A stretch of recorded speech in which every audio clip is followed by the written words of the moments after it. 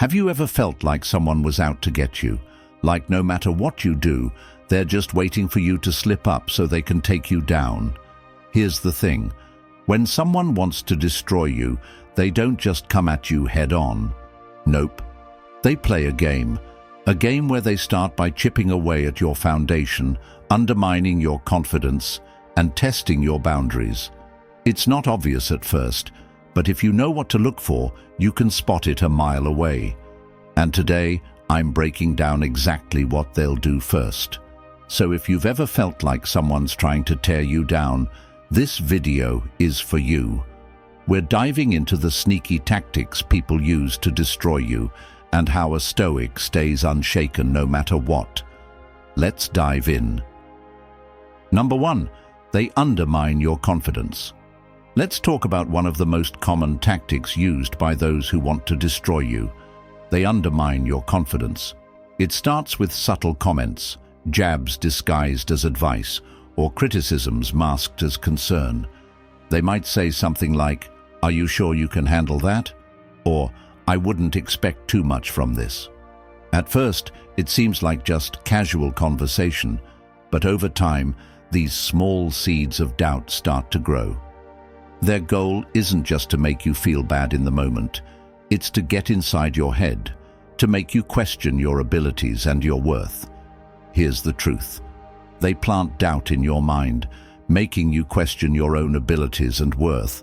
This is the first step in dismantling your confidence. If they can make you feel uncertain about your own value, then they've already taken control over how you see yourself.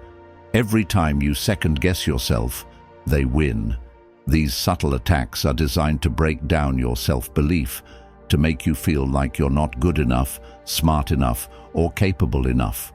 And when you start questioning yourself, you're much easier to manipulate. This is where Stoic wisdom comes in. Marcus Aurelius once said, "If you are disturbed by anything external, it is not the thing itself that troubles you, but your perception of it." Think about that for a moment. When someone undermines your confidence, the real issue isn't their words, it's how you let them affect you. The moment you allow their doubts to creep in, you start seeing yourself through their eyes, not your own, and that's where true trouble begins.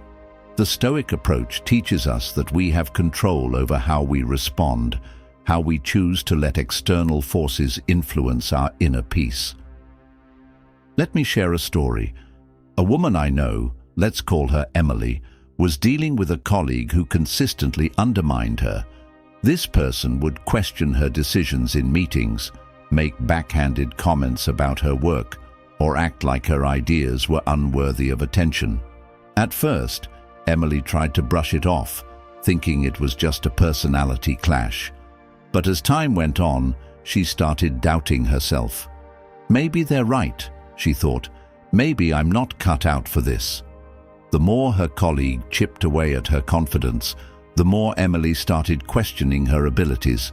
But one day, she realized something. The problem wasn't her, it was how she allowed this person to make her feel. Emily decided to stop letting the comments affect her. She regained control over her perception, stopped seeking validation from that person, and focused on her own strengths. So how do you handle people who undermine your confidence? First, recognize that the issue isn't your worth, it's their perception. What they say about you is a reflection of their own insecurities, not your reality. Second, don't internalize their doubts. Just because someone questions you doesn't mean their doubts are valid. And finally, take control of your perception.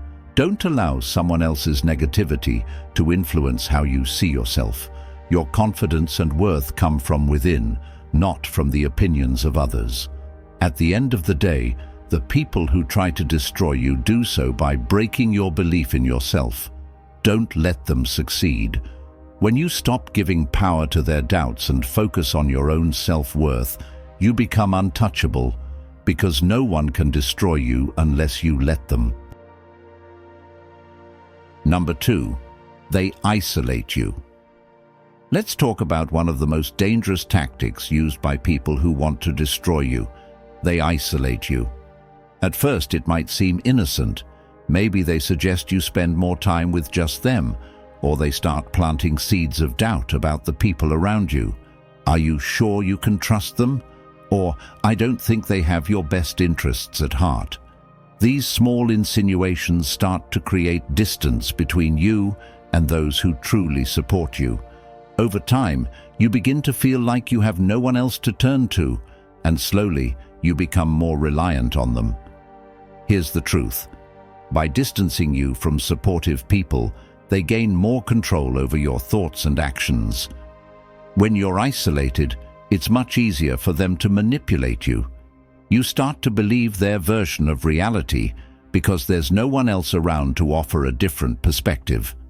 They know that the less you have others to turn to, the more influence they will have over you. This isolation isn't just physical, it's psychological. They want to be the only one you depend on, and they know that if you feel alone, you'll start to rely on them for everything. This is where Stoic wisdom comes in. Seneca once said, "Associate only with those who will make a better man of you." In other words, the people you spend your time with should elevate you. They should challenge you, support you, and help you grow. If someone is trying to isolate you, it's not because they want what's best for you, it's because they want to control you. By cutting you off from people who encourage you to be your best, they ensure you stay dependent on them. Let me share a story. A guy I know, let's call him David, was in a relationship with someone who slowly started isolating him. At first, it was small things. His partner would question why he spent time with his friends, telling him, "I don't like the way they talk about you," or "Don't you think you should spend more time with me?" Eventually, David found himself canceling plans with friends, avoiding family gatherings, and only spending time with this person. The more it happened, the more David felt like he didn't have anyone else. He didn't even realize he was being isolated until one day, a close friend reached out and said, "You've changed. You're not the same person anymore." That was the wake-up call David needed to see that the isolation wasn't about love. It was about control. So how do you handle people who try to isolate you? First, recognize the pattern. If someone is trying to separate you from people who care about you, they are not looking out for your best interests. Second, rebuild your connections. Strengthen your relationships with those who truly support and uplift you. And finally, trust your instincts.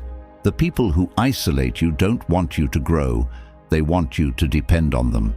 At the end of the day, isolation is a tool of control. When you remove yourself from those who encourage and challenge you, you lose the opportunity to grow. Surround yourself with people who help you become the best version of yourself. And remember, no one can control your mind and actions unless you let them.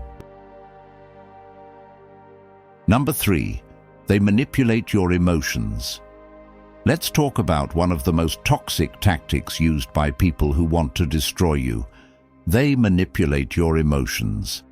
At first, it may seem like they're just expressing concern or offering advice.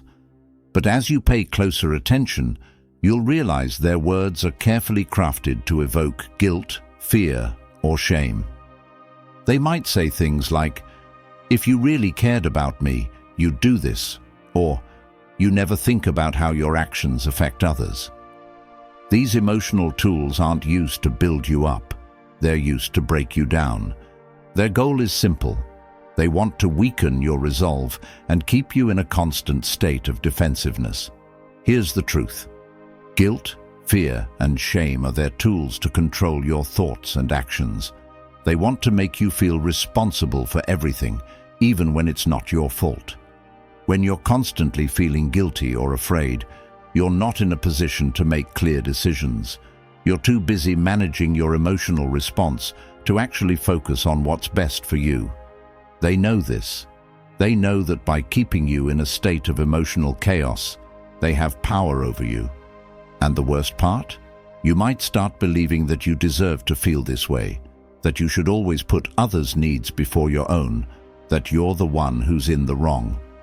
This is where Stoic wisdom comes in. Epictetus once said, "He who controls his emotions controls his destiny." What does that mean? It means that your emotional state is in your hands, not someone else's. When you allow someone to manipulate your emotions, you're giving them control over your choices, your actions, and your life. True freedom comes from mastering your emotions, not letting others use them to pull your strings. When you stop letting fear, guilt, and shame dictate your actions, you take back control over your destiny. Let me share a story. A woman I know, let's call her Laura, had a friend who used guilt as a tool to control her. Every time Laura wanted to do something for herself, her friend would say things like, "You're always so busy, you never make time for me." Or, "I thought you cared about our friendship, but I guess I was wrong." At first, Laura would feel terrible and drop everything to spend time with her friend. But over time, she began to realize that her friend wasn't expressing care. They were manipulating her emotions to get what they wanted. Laura was constantly on the defensive, feeling guilty for things she hadn't even done. That's when she decided to take control. She stopped letting her friend's guilt trips affect her and instead focused on setting healthy boundaries. So how do you handle someone who manipulates your emotions? First, recognize the manipulation. If someone is using guilt, fear, or shame to control your actions, call it what it is. Second, take a step back and focus on your own emotions. Don't let their negativity cloud your judgment.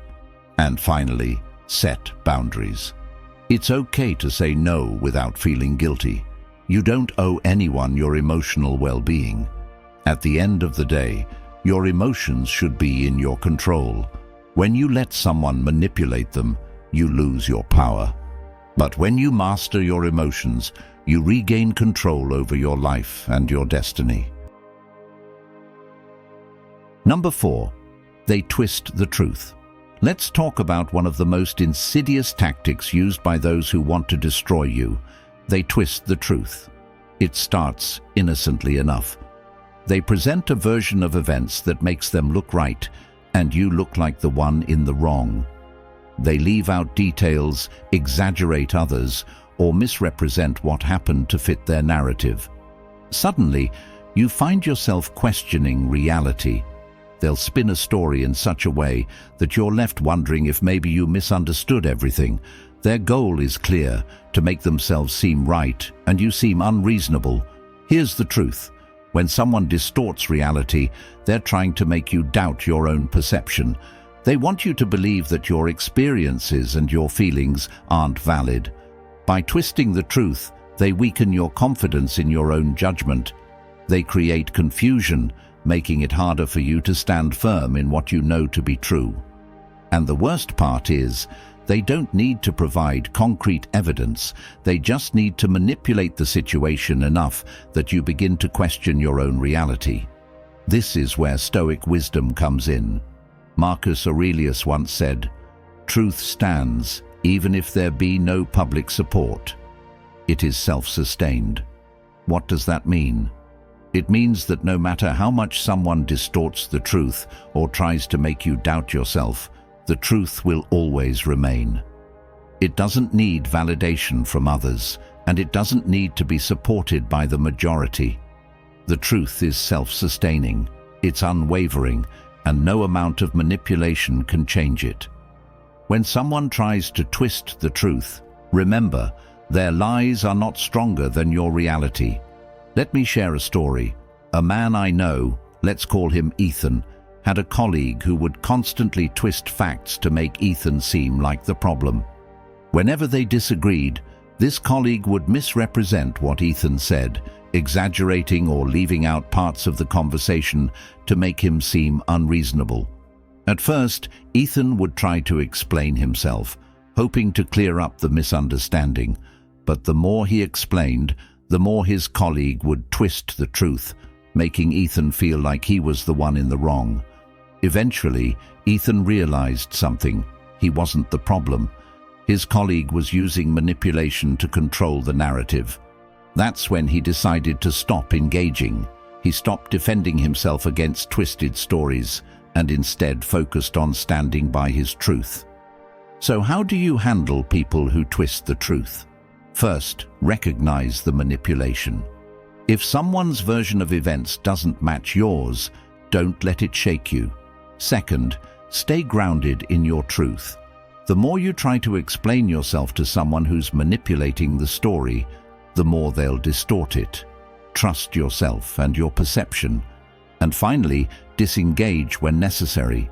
You don't have to play into someone else's distorted reality. Sometimes, silence is the most powerful response. At the end of the day, the truth will always stand on its own. No matter how much someone tries to twist it, the truth doesn't need support from others. It's self-sustained. When someone tries to manipulate your reality, hold firm in what you know is true, and don't let their lies cloud your judgment. Number 5, they push you to react. Let's talk about one of the most manipulative tactics used by those who want to break you. They push you to react. This is the person who knows exactly what to say or do to provoke you. They might use sarcasm, insults, or passive-aggressive comments, all designed to trigger an emotional response. They know that if they can get under your skin, they can make you lose control. Their goal isn't to engage in a meaningful conversation. It's to push you into a reaction so they can paint you as unstable or irrational. Once you've reacted, they can step back and say, "See, I knew you couldn't handle it." Here's the truth. They provoke you because they want to control your emotions. By getting a reaction out of you, they turn the situation in their favor. You, the calm and rational one, suddenly become the person who's out of control.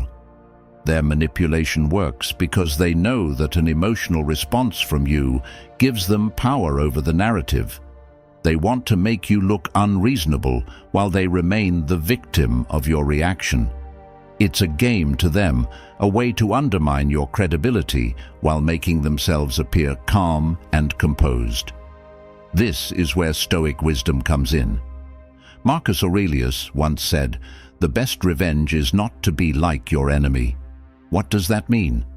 It means that when someone provokes you, the most powerful thing you can do is remain calm. By refusing to react emotionally, you take away their power. Their attempt to manipulate you falls flat, and they're left with nothing but their own anger and frustration. The best way to beat them isn't by retaliating, it's by staying grounded, keeping your emotions in check, and refusing to let them control you. Let me share a story. A woman I know, let's call her Claire, had a co-worker who would constantly provoke her. Every time Claire would express an opinion, this co-worker would try to belittle her, often using snide remarks designed to trigger an emotional response. Claire would feel the tension rise, but she knew if she snapped, the co-worker would turn it around and say, "See, she can't handle the pressure." One day, Claire decided to take a different approach. She didn't engage. She stayed calm and neutral, even when the provocations continued. And you know what happened? The co-worker's attempts to provoke her began to lose their power. Claire remained composed, and the situation shifted. Claire's professionalism became clear, while the co-worker's manipulation was exposed. So how do you handle someone who pushes you to react? First, recognize their tactic. If someone is intentionally trying to provoke you, don't take the bait. Second, stay calm. Take a deep breath, and don't let them see you lose control. And finally, remember that your peace is more important than their drama. Don't let them drag you into their emotional chaos. At the end of the day, the best revenge is not to be like your enemy. When someone tries to provoke you, the most powerful response is to stay calm and centered. By refusing to react, you show them that their tactics have no power over you, and in the end, you'll rise above their attempts to break you. Number 6. They play the victim. Let's talk about one of the most frustrating tactics used by those who want to destroy you. They play the victim.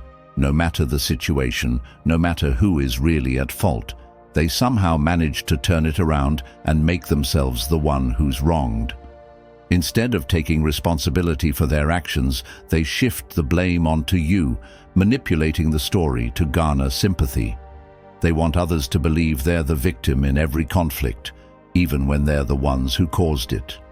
They might say things like, "I didn't deserve this," or "Everyone's always picking on me," in order to turn people against you. Here's the truth. Even when they're at fault, they manipulate the narrative to make you seem like the bad guy. Their goal isn't resolution, it's control. By playing the victim, they can distract from their own mistakes and make you the focus of everyone's anger or judgment. When they do this, they undermine your credibility and shift attention away from the real issue. It's a strategy designed to make you seem unreasonable or malicious, while they sit back and enjoy the sympathy and support of others.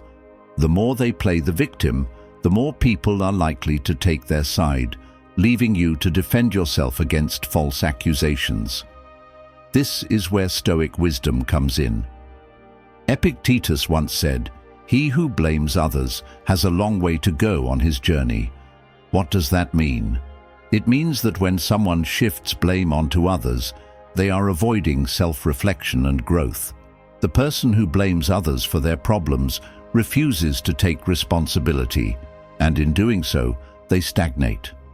By playing the victim, they avoid facing the uncomfortable truth about their own actions, and they keep themselves stuck in a cycle of denial and manipulation. If someone is always blaming others, they are not growing. They are only prolonging their journey to self-improvement. Let me share a story. A man I know, let's call him James, had a colleague who was always playing the victim. Whenever things went wrong at work, this colleague would immediately blame James, making it seem like he was the one who dropped the ball. If a project failed, they would go around telling others, "I can't believe James didn't do his part." It's really frustrating when you try so hard and get no support. In reality, it was their own lack of effort that caused the problem, but instead of owning it, they deflected the blame. Over time, James realized that no matter how much he explained himself, the victim mentality would never go away. So he stopped engaging in their manipulation. He calmly focused on his work, and eventually, others saw the truth for themselves. So how do you handle someone who plays the victim? First, don't get caught in their blame game. Recognize their tactic and refuse to engage in the drama. Second, stay calm and clear-headed. The more you react emotionally, the more they can manipulate the situation. And finally, remember that their victim mentality is their own issue, not yours. You don't need to defend yourself against false accusations. Instead, focus on maintaining your integrity. At the end of the day, people who constantly play the victim are avoiding personal responsibility. They refuse to grow, and they'll try to drag you into their cycle. Don't let them. Stay focused on your own journey, take responsibility for your actions, and don't let their manipulation alter your course. Number 7. They wait for you to break. Let's talk about one of the most dangerous tactics used by those who want to destroy your peace. They wait for you to break. It's not about winning in the traditional sense for them. It's about wearing you down mentally and emotionally. They know how to push your buttons, how to test your limits, and how to keep you in a constant state of stress. Their goal isn't to have an open confrontation, it's to exhaust you. They keep pushing, keep attacking, keep draining your energy until you're so overwhelmed that you either surrender or self-destruct. Here's the truth. Their goal is to break your spirit, to wear you down until you have no choice but to give in. They want you to doubt yourself, question your decisions, and ultimately give up on your values. Every time you feel like you're getting back on track, they'll push harder, creating new stresses and challenges, hoping that eventually you'll crack under pressure. They may never show it, but inside, they're waiting for that moment when you lose control, when you give up, or when you let go of your integrity. This is where Stoic wisdom comes in. Seneca once said, "Strength is found in enduring hardship without surrendering your virtue." What does that mean? It means that true strength doesn't come from avoiding difficulty. It comes from enduring it without losing yourself in the process. When people try to break you, the best response is not to crumble under pressure. It's to remain strong, to stay grounded in your principles, and to continue moving forward, no matter how difficult it gets. The more they push, the more you should remember that your strength is found in your ability to withstand hardship without compromising who you are. Let me share a story. A woman I know, let's call her Olivia, was dealing with a colleague who seemed to have no end to their manipulation. At first, it was small things, minor comments meant to undermine her confidence. Then it escalated into constant criticisms and unrealistic expectations. No matter how hard Olivia worked, it was never enough. The colleague would pile on more and more tasks, always demanding more, never offering praise, and always creating new problems for her to solve. Olivia started to feel exhausted, mentally and emotionally drained. But then she realized something. This person wasn't trying to beat her. They were trying to wear her down until she broke. That's when Olivia remembered Seneca's words. Instead of reacting with frustration or giving in, she took a step back, recentered herself, and refused to let this colleague's pressure break her. She stayed true to her values, set boundaries, and took control over her emotional responses. So how do you handle someone who's trying to make you break? First, recognize their game.